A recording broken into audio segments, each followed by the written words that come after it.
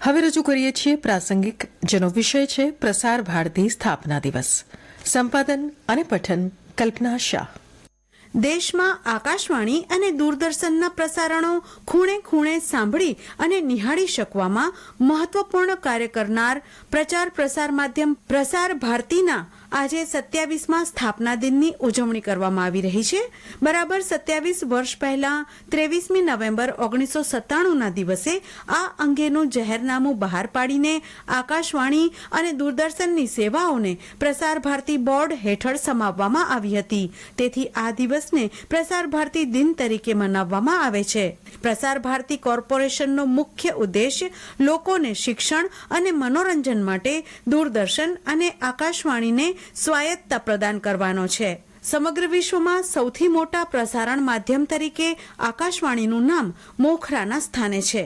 આકાશવાણી એ ભારતની રાષ્ટ્રીય પ્રસારણ સેવા છે અને હાલ પ્રસાર ભારતીની અંતર્ગત કાર્ય કરે છે.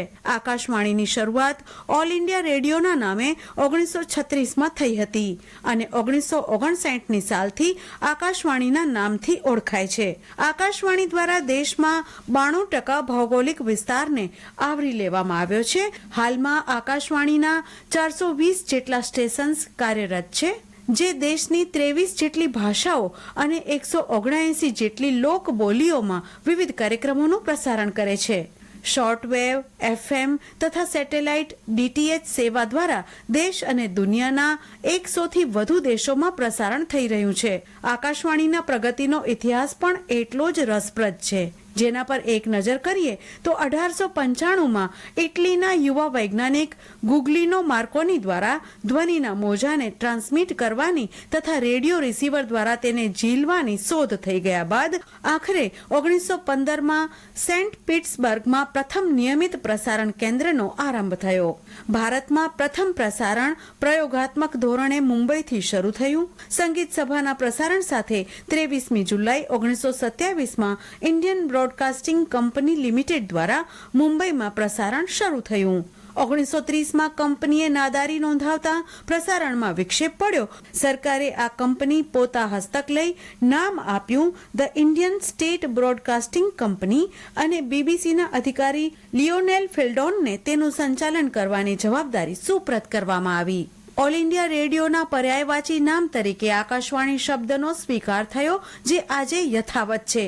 આકાશવાણીને સ્વાયત્તતા આપવા સંદર્ભે પંડિત જવાહરલાલ નહેરુ 1948ની 15મી માર્ચે બંધારણ સભામાં બીબીસી જેવી સ્વાયત્તતા આપવા જણાવ્યું, પણ આ સંસ્થાને સરકાર હસ્તક રાખવા નિર્ણય લેવાયો. અંતે 10મી સપ્ટેમ્બર 1990માં રાષ્ટ્રપતિના અનુમોદનથી કાયદો અસ્તિત્વમાં આવ્યો. એ પછી 1997માં 23મી નવેમ્બર આકાશવાણી અને દૂરદર્શનને સ્વાયત્તતા મળી. ઘર આંગણે ભુજમાં 2 ઓક્ટોબર 1965ના આકાશવાણીની પ્રસારણ સેવાનો પ્રારંભ થયો. આકાશવાણી પરથી મુખ્ય ભાષા ગુજરાતી ઉપરાંત કચ્છી, હિન્દી, સંસ્કૃત અને અંગ્રેજી કાર્યક્રમો પ્રસારિત થાય છે. લોક સંસ્કૃતિના ધબકાર સમાન ભજન, લોકગીત, સુગમ સંગીત, કચ્છી કાફી જેવી અનેક પ્રસ્તુતિઓ કેન્દ્રની ઓળખ છે. મહિલાઓ, યુવાનો, બાળકો, ખેડૂતોના કાર્યક્રમોનું પ્રસારણ પણ થઈ રહ્યું છે. આકાશવાણીમાં વિશ્વસનીયતાનો પર્યાય છે સમાચાર.